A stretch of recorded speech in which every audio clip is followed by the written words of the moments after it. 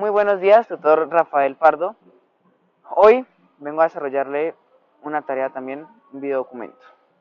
En el inicio de la filosofía vimos varios temas. Esta semana vimos la filosofía presocrática, la crítica a la religión. Bueno, ¿qué es la filosofía presocrática? Son todos esos filósofos antiguos que conocemos como Aristóteles, Platón, bueno, etcétera, etcétera, que ellos trataron de hacer un recuento sobre cómo empezó el mundo, ¿no? Cómo ellos trataron de explicar a su forma, filosofando, trataron de explicar cómo se creó todo de una forma un poco racional, un poco fideísta. Eso fue lo que vimos en esta semana y también vimos la crítica a la religión. Quien lo encabezó más que todo fue Genofanes. Fue bastante radical. También en esta semana vimos los sofistas. En la segunda semana vimos la filosofía antigua. Profundizamos aún más sobre Platón y vimos una alegoría, la alegoría de la cueva, ¿no? Donde nos explicaron que había una cueva, donde habían unos prisioneros, bueno, etcétera, etcétera, etcétera. En esta semana vimos esto. También profundizamos la lógica y la dialéctica y la ética y la política. También vimos, en esta semana vimos el método socrático.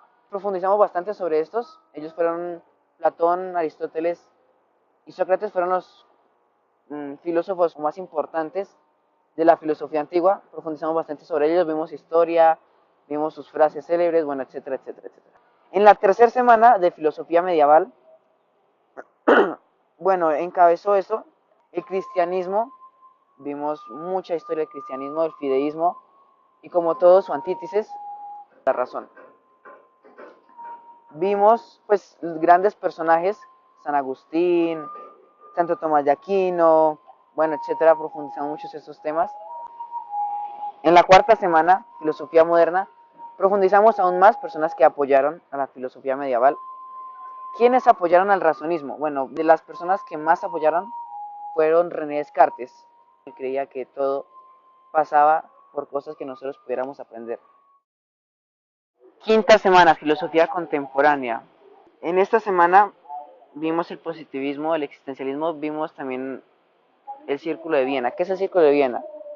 Es un grupo de filósofos que creían que se podía mezclar la filosofía con lo científico. Ellos tenían los mismos pensamientos, tenían las mismas metas, querían llegar al punto de poder compartir los pensamientos con los científicos. ¿Qué es el positivismo? Volvemos a repetir lo mismo, es creer que nosotros con el pensamiento podemos lograr cosas que tal vez racionalmente no podemos conseguir, no podemos lograr, ya sea por nuestra situación física, bueno, etcétera, etcétera, etcétera. El positivismo se asemeja mucho al fideísmo, ya que un fideísta cree mucho en que puede lograr las cosas a punto de solo pensarlas, tener fe en Dios y pensando positivamente.